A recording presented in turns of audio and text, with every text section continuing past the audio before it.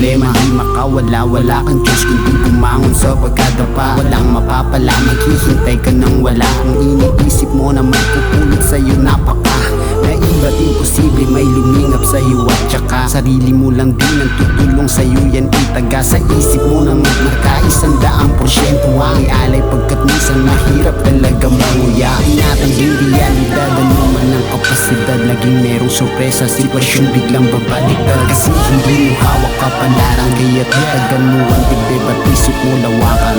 Huwag asahan na palagi merong tutulong sa'yo, maski na di ka maniwala, pero yan ang totoo.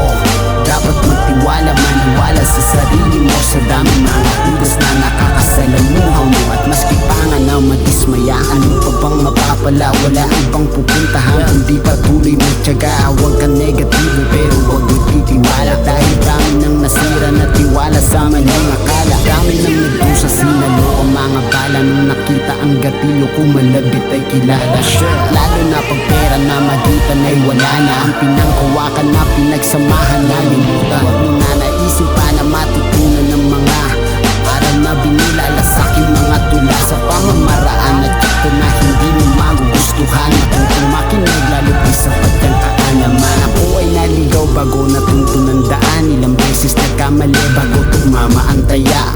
Madaming mga bagay na sana ay natutunan nun, kaya ngayon binibigay ko sa'yo pagkakataon. Yeah. Madalas kailangan natin makinig. Huwag natin isipin na pinapangunahan tayo, dahil lahat ng yan ay natutunan nila sa pagkatapaba. Nasa iyo iisipin, ikay di nangunahan. Ganyan din ako sa'yo, kaya huli na nang nalaman. Buhay di laro kundi isang responsibilidad. Regalo lang kung naaklat, ikaw mismo manunila. Pangalan mo ang pamagat mula ng pagkapanganak. Ano na sa pagitan pagbuklat di mo matitiyak. Iba't iba ang kabanata magmula sa pagkabata. May tamis at may hapdi at merong punto na maiiyak. Madaming gabi na dilat, sa kakaisip ay puyat at katabi ay alak hanggang mawalan ng ulirat. Damn, kahit na gano'ng mapaipat yung pagkamulat ang malalasahan, hindi mapahilo mga sugat. Pero kahit na gano'n, mas mabuti na itala at aralin kamali ang pagkat walang himala. Pagkat hindi pantasya yan, biografiya mong akda. Limbagin mo ng mahusay ng istorya, gumanday sa lensa mo ng maayos. Magpatuloy magtangka, tudukin ka na gitna ang masasayang pahinayang. At dugo mismo tintawag mo, hayaang matuyo. Ang mapalamang ay tuluyan sa iyong panibig ko. Madulas ang hagdan, kumapit ka lang na parang tuko. Huwag ka sumuko, balang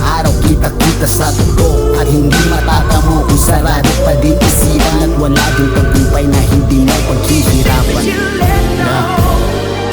Huwag natin sayangin ang mga pagkakataon. Carlos Queen.